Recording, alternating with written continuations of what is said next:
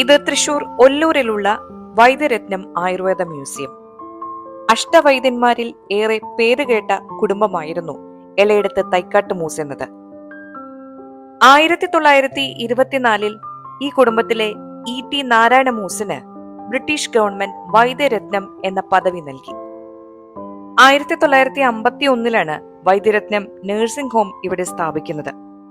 ഇവിടെ ഒരു ആചാര്യ മണ്ഡപം ഒരുക്കിയിരിക്കുന്നു.